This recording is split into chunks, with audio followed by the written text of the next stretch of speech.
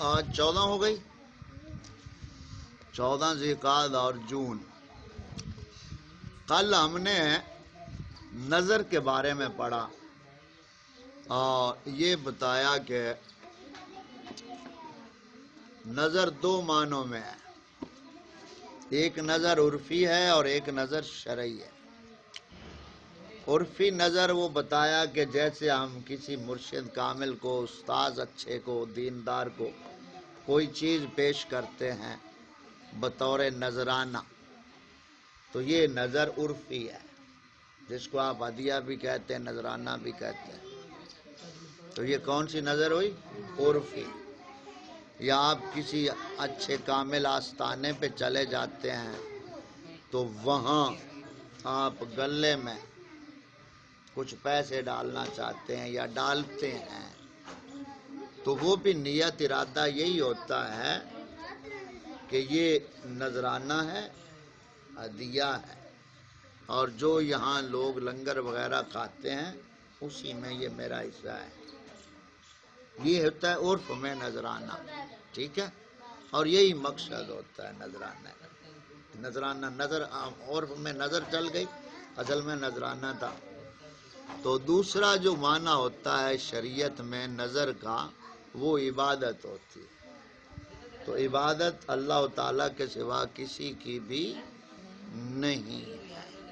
اس پس منظر میں سورۃ دہر سے ہم نے کل آپ کو واقعہ سنایا تھا 3 روزے رکھنے کا، مولا علی پاک کا، خاتون جنت پاک کا اور ان کی کنیز فدہ کا۔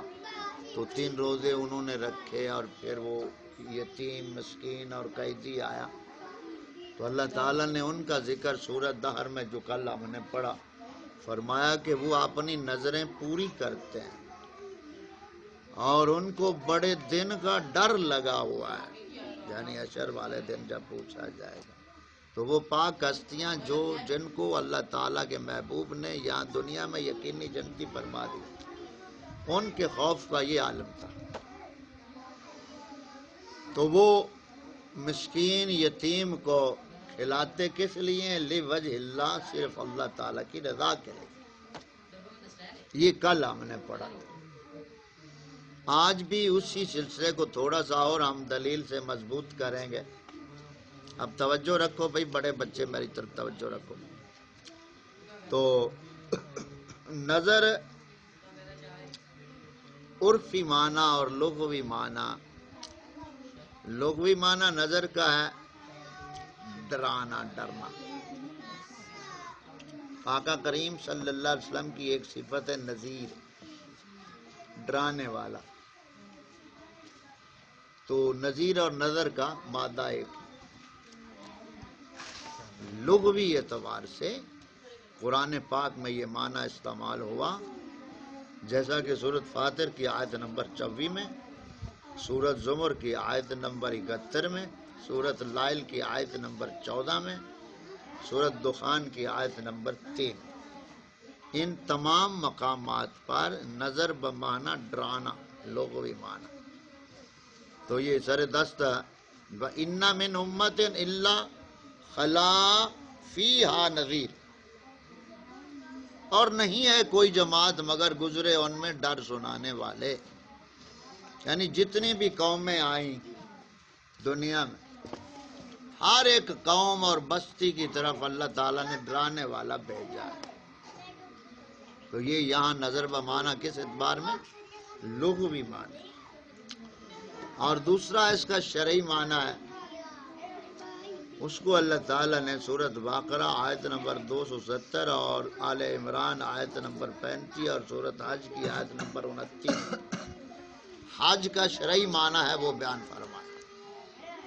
تو اس میں صرف ایک آیت پہ ہم اتفاق کریں گے جہاں نظر کا لفظ آ رہا ہے، ما انفقتم من نفقۃ او نذرتم من نذر فإن اللہ یعلمہ الی آخرہ۔ جو کچھ تم خرچ کرو یا نظر مانو، کوئی نظر بھی مانو، اللہ اسے جانتا ہے۔ تو یہاں نظر کا شرعی معنی آ گیا، عبادت کا جو میں نے بتایا۔ تو اب یہ 3 معنی ہو گئے. کل 2 بتائے تھے، آج تیسرا معنی لغوی جو بتایا لغت میں. تو لغت میں کیا معنی ہے نظر کا؟ ڈرانا. لغت میں کیا؟ ڈرانا. شریعت میں کیا ہے؟ عبادت. شریعت میں معنی کیا ہے؟ عبادت. عبادت. اور تیسرا عرف میں. عرف میں کیا معنی ہے؟ عرف میں معنی ہے نذرانہ. عرف میں نذرانہ. عرف کس کو کہتے ہیں؟ یعنی رواج. جو معاشرے میں رسم و رواج ہوتا ہے اس کو کیا کہتے ہیں؟ عرف. تو یہ نظر کے کتنے معنی ہو گئے؟ 3. توجہ بھائی کرو. کتنے معنی ہو گئے؟ 3. لغوی، شرعی، عرفی. اب یہ جو 11ویں شریف ہم دیتے ہیں یا 22 رجب کو کنڈے پکتے ہیں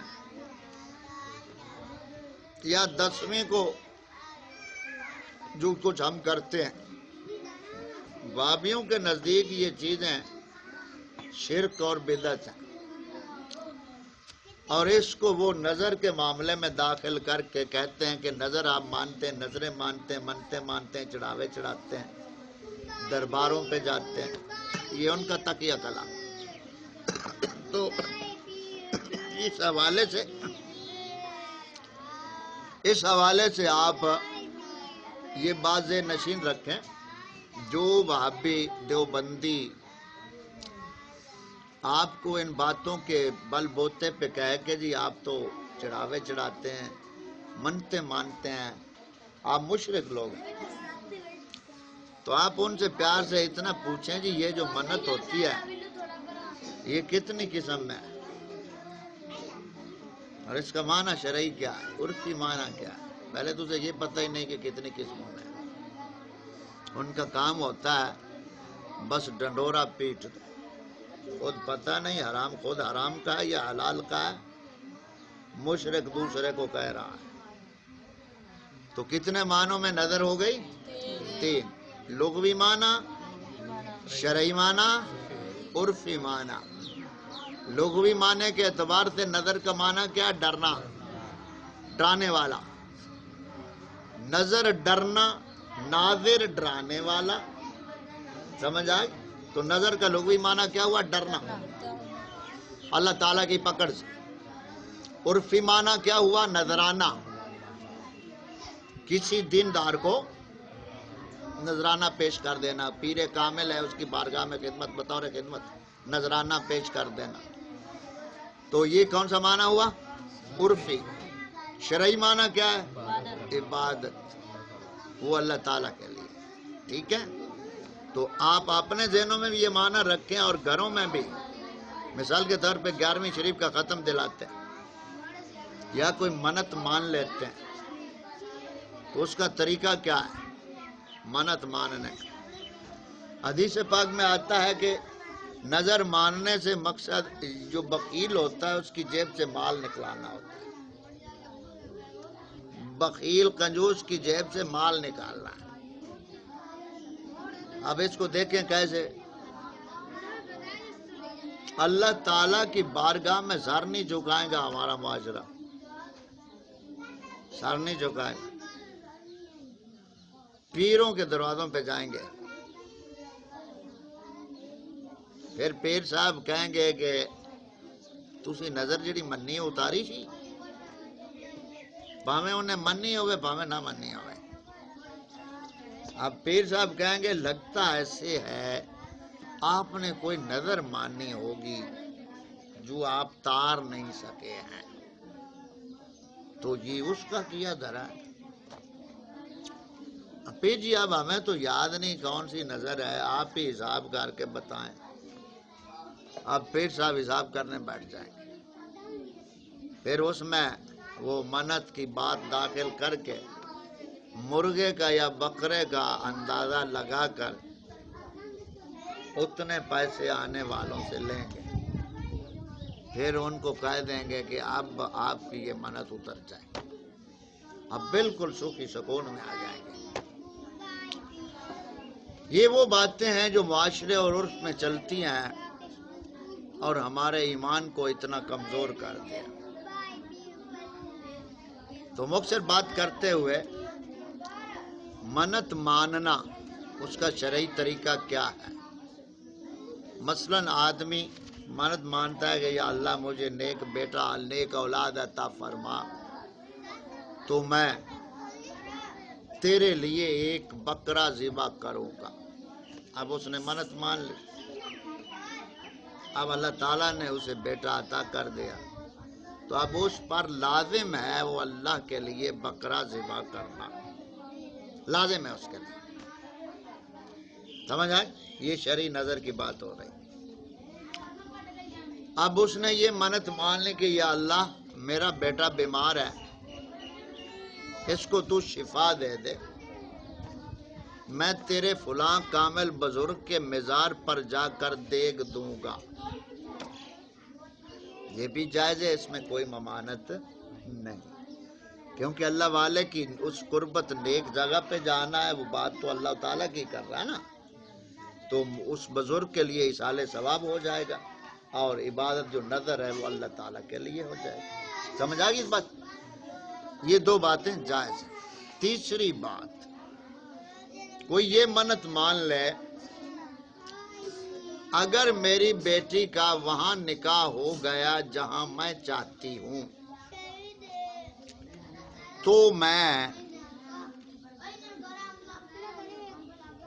سیون شریف جاؤں گی، وہاں چادر چڑھاؤں گی، وہاں دھمال بھی ڈالوں گی۔ اس طرح کی منت لعنت اور حرام ہے۔ سمجھ آئی؟ اور آج ہمارے ہاں یہ تیسری قسم زیادہ چلتی ہے، لعنت والی۔ سمجھ آئی؟ 11ویں شریف کیا ہے؟ حضور غوث پاک سرکار کی بارگاہ میں ایصال ثواب۔ اب معاشرے میں یہ حالات کیسے چلتے ہیں کہ اس کو فرض سمجھ لیں گے، اگر ہم نے 11ویں نہ دی تو شاید کو ہمارا نقصان ہو جائے۔ یہ تصور غلط ہے، اور یہ سمجھنا کہ اگر میں نے 11 کو ہی تقسیم نہ کیا لنگر یا دودھ تو پھر ہوگا نہیں، یہ غوث پاک سرکار ناراض ہو جائیں گے۔ یہ تصور رکھ کے 11ویں دینا یہ بھی باطل ہے۔ سمجھ آ گئی؟ اصل وہی بات ہے کہ یہ ایصال ثواب ہے، چاہے 11 کو کرو، چاہے 13 کو، چاہے 2 کو کرو، چاہے 20 کو کرو۔ آپ نے تقسیم کرنا ہے تو وہ صدقہ خیرات ہے نا، تو کھانے والے کھائیں گے اور اس کا جو ثواب ہوگا غوث پاک سرکار کی بارگاہ میں وعدیہ نذرانہ ہوگا، تو اللہ کے کامل بندوں کے لیے ثواب ہو تو ان کے درجے بلند ہوتے ہیں، اور جو گناہ گار ہوں تو اللہ تعالیٰ ان کے گناہ معاف کرتا ہے۔ اب بات سمجھ آ گئی؟ تو یہاں بات کو ہم زیادہ آگے نہیں بڑھاتے، یہ پتہ چل گیا عرفی، شرعی اور لغوی 3 معنی ہیں، نظر کے 3 معنی، ٹھیک ہے؟ اس پہ ہم آخر پہ ان کی بولتی بند کرتے ہوئے جو مخالفین بک بک کرتے ہیں کہ یہ نظر جو ہے یہ بالکل شرک ہے، بدعت ہے، تو ان کے ایک سانجے ابا جی گرو ہیں، وہابیوں دیوبندیوں کے، مدودیوں کے، تبلیغیوں کے، ان کے اکٹھے ابا جی، روحانی ابا جی، ان کا نام اسماعیل دہلوی ہے۔ کیا نام ہے؟ ہاں، یہ وہ بدبخت ہے جس نے ہندوستان میں آ کر مسلمانوں میں تفرقے ڈال کر کتاب لکھی صراط مستقیم، تقویت الایمان۔ جس کتاب نے ہندوستان کے مسلمانوں میں ہلچل ایسی مچائی کہ تب سے آج تک مسلمان اکٹھے نہیں ہو پائے۔ یہ وہ کنجر تھا اسماعیل دہلوی جس نے وہ کتاب لکھی تقویت الایمان، اور اس میں آقا کریم صلی اللہ علیہ وسلم کی گستاخیاں بکی ہیں اس نے۔ تو یہ اس مولوی کی کتاب ہے اسماعیل دہلوی کی صراط مستقیم۔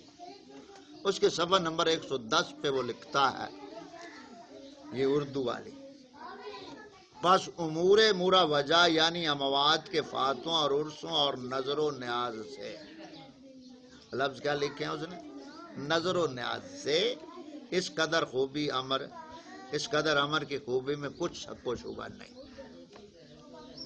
پس امور مروجہ یعنی اس دور جی میں معاشرہ چل رہا رواج فاتحہ دلانی عرس تے جانا بزرگاں دے عرس ہوندے نظر نیاز بزرگاں دی دینا نظرانہ وغیرہ وہ لکھدا پیا بھی اس وچ کوئی شک نہیں یہ جائز ہے.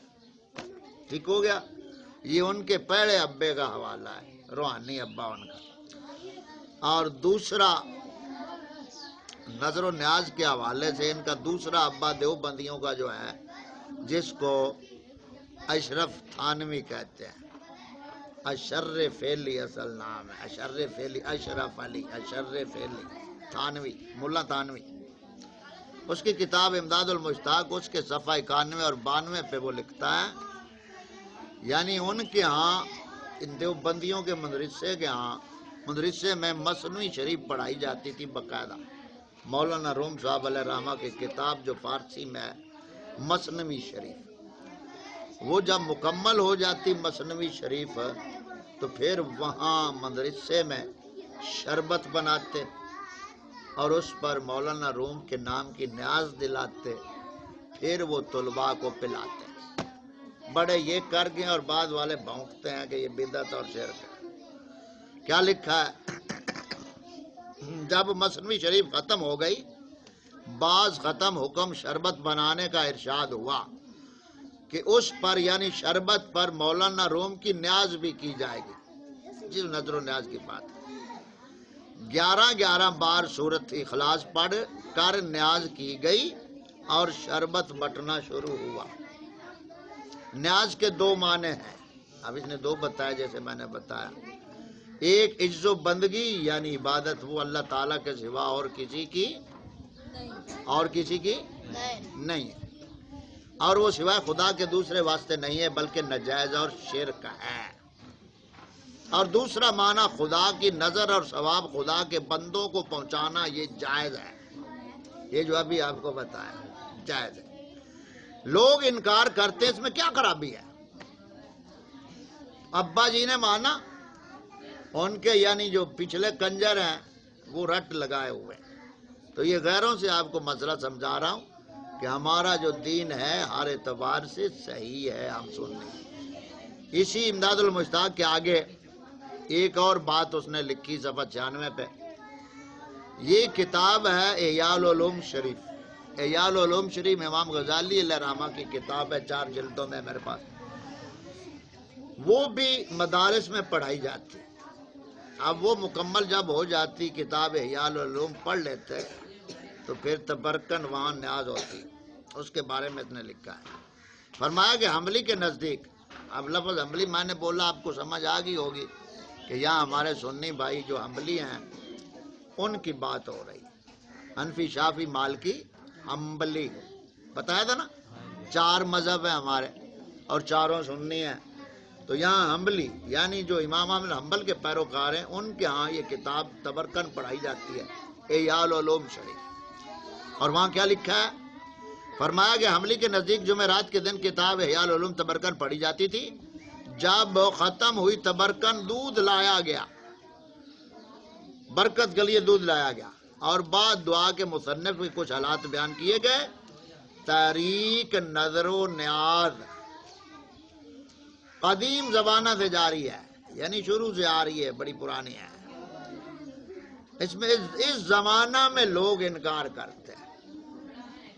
اب تھانوی نے ان کے بوتھے پہ کاڑک لگا دی کہ کنجرو تم بک بک کرتے ہو یہ تو بڑی دیر سے چلتی آ رہی ہے. تو یہاں سے یہ پتہ بھی چلا کہ یہ صرف بریلویوں کا کام نہیں یہ آپ کے بڑوں نے پہلے کیا اور دین میں تھا تو کیا نا. تو آگے حوالے اور بہت ہیں بس اس کو یہاں ہم ختم کرتے ہیں. ایک حوالہ وابیوں کے گرو کا دے دیتے ہیں. وابیوں کا گرو جو ہے اس کا نام ہے مولوی ثناء اللہ امرتسری. کیا نام ہے امرتسری. امرتسر علاقہ ہے جہاں کا یہ رہنے والا تھا. تو وہ لکھتا ہے اس کا فتاوی ثنائیہ جلد اول صفحہ 108 پہ اس نے لکھا ہے کہ نظر للہ نیاز حضور صلی اللہ علیہ وسلم یا نبی پیر یا ماں باپ کی نسبت سے کی جائے کیا جائز ہے. اب یہ اس پہ سوال ہوا. یہ جو نظر ہے ہم ایک نظر اللہ تعالیٰ کے لیے اور نیاز حضور صلی اللہ علیہ وسلم یا ابا کی پیر ماں باپ استاد کے نیت سے کرنا کیا جائز ہے؟ یہ سوال ہوا اس کو. اب آگے وہ جواب دے رہا. نظر غیر اللہ جائز نہیں. نظر للہ کا میت کو ثواب پہنچانا جائز ہے، جیسا کہ حدیث شریف میں ہے الحاظ ام سعد.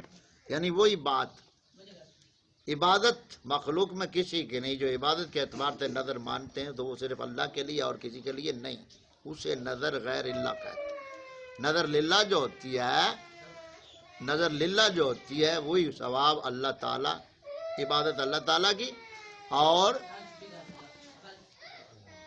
عبادت اللہ تعالیٰ کی اور ثواب میت کو یا بزرگ کو یا پیر ہے جس کو بھی ہو. سمجھ آ گئی؟ تو یہ چند حوالے اور آخری حوالہ اس پہ. ہمارا جو سلسلہ بزرگان دین سے چلا، یہ 4 سلسلے ہم نے پڑھے ہیں نا، چشتی، قادری، سہروردی، نقش بندی. تو یہ صراط مستقیم ہے. اوے خاموش ہو جاؤ. یہاں صراط مستقیم محتویٰ 221 پہ اردو والی میں لکھا ہے. اس طریقہ کے بزرگوں حضرت معین الدین سنجری اور حضرت خواجہ مختار کاکی وغیرہ حضرات کے نام کی فاتحہ پڑھ کر بارگاہ خداوندی میں ان بزرگوں کے وسیلے سے التجا کرے. تو گویا یہ بڑوں نے مانا اور بعد والوں نے نہ مانا. تو جن باتوں پہ یہ ہمیں مشرک اور بدعتی کہتے ہیں، ان کے بڑے پہلے بدعتی مشرک ہو کر دنیا سے چلے گئے. سمجھ آ گئی؟ تو آج ہم نے یہ اس لیے کل والے درس کو مکمل کیا. کل تھوڑا سا تعارف تھا، تو نظر کے حوالے سے یہ مختصر درس ہمارا اختتام کو پہنچا. اور اس میں ہم نے یہ بات واضح کی کہ یہ نظر عرفی ہوتی ہے، نظرانہ ہوتا ہے. یہ شروع سے عرصہ قدیم سے جائز ہے اور اس کو تمام کرتے آئے. سمجھ آئی؟ تو یہی ہمارا مقصد ہوتا ہے. مخلوق میں سے کسی کی عبادت ہمارا مقصد نہیں ہوتا، یہ نذرانہ ہوتا ہے. وہ غربا میں ہم دیگ کی صورت میں پکا کر تقسیم کر دیں، یا پیسوں کی شکل میں تقسیم کر دیں، یا کسی دینی مدرسے میں دے دیں، یا کسی دین کے طالب علم کی خدمت مدد کر دیں، یا کسی صحیح عالم دین کی خدمت بطور نذرانہ کر دیں، ہدیہ کر دیں. تو یہ سارا طریقہ کیا ہے؟ عرف کے حوالے سے ہے. سمجھ آ گئی؟ بیٹھ جاؤ بیٹا، سیدھے بیٹھ جاؤ، نیچے بیٹھ جاؤ، سیدھے ہو کر بیٹھو. تو آج ہم نے یہ نظر کے حوالے سے ہمارا درس یہ مکمل ہوا. بیٹا سیدھے بیٹھو. اب آپ بڑے ہیں، بڑے جو وہ بڑا پن دکھایا کرو، بڑے بچے بڑا پن دکھایا کرو. سمجھ آ گئی؟ اس لیے ہم جو یہاں پڑھتے ہیں، اس لیے ہمارے پڑھنے کا مقصد یہ ہوتا ہے کہ ہمیں احساس ہو کہ ہم پڑھ رہے ہیں. تو آج ہم نے یہ نظر کے حوالے سے درس مکمل ہوا. گویا کہ ایک مسئلہ آپ نے سمجھ لیا. اس پہ آخری بات کرتے ہوئے، کل جیسے 2 وہ بے وقوفوں کے بارے میں بتایا، ایک میدو گشتی تھا اور دوسرا ڈنگر تھا، ملازم ڈنگر. آج ایک تیسرا خبیث ہے، جعفر قریشی. جعفر قریشی وہ خبیث کتے کی نچ جو ہے ویاڑی کا ہے. یہ بچے کی میں بہت گند پھیلایا اس نے میلاد شریف کے دنوں میں. اب وہ کیا کہتا ہے؟ اس نے مولا علی رضی اللہ تعالیٰ عنہ کی بہن حضرت ام ہانی پاک کو، وہ یہ جو قوم کی مادر ذلت ہے نا، جس کو مادر ملت کہتے ہیں، خاتمہ کو کیا فاطمہ جنا، فاطمہ جنا، اب پتہ نہیں خاتمہ یا فاطمہ جنا ہے، مادر ملت. اب پتہ نہیں مادر ملت ہے یا مادر ذلت ہے. اس کے ساتھ تشبیہ دے کر مولا علی پاک کی بہن کی اس کتے نے توہین کی. یہ جعفر قریشی کا بیچ ہے. وہ ایک موضوع بیان کرتا ہے، 14واں خالصہ جہاں جگہ ہے جہاں اس کا وہ بیان ہوا، معراج النبی صلی اللہ علیہ وسلم کے موضوع پہ بیان ہے اس کا. اور اس میں وہ بیان کرتے کرتے جب یہاں پہنچتا ہے نا کہ نبی کریم صلی اللہ علیہ وسلم کی جب برات چلی تو چھٹے آسمان سے، پھر پانچویں سے، پانچویں سے چوتھے پہ، چوتھے پہ تیسرے، تیسرے دوسرے، دوسرے سے پہلے، اور پہلے سے پھر ام ہانی دے ویڑے، ام ہانی دے ویڑے پھر برات آ گئی۔ یہ پتہ ام ہانی کون ہے؟ یہ ہن او بھوکدا پیا۔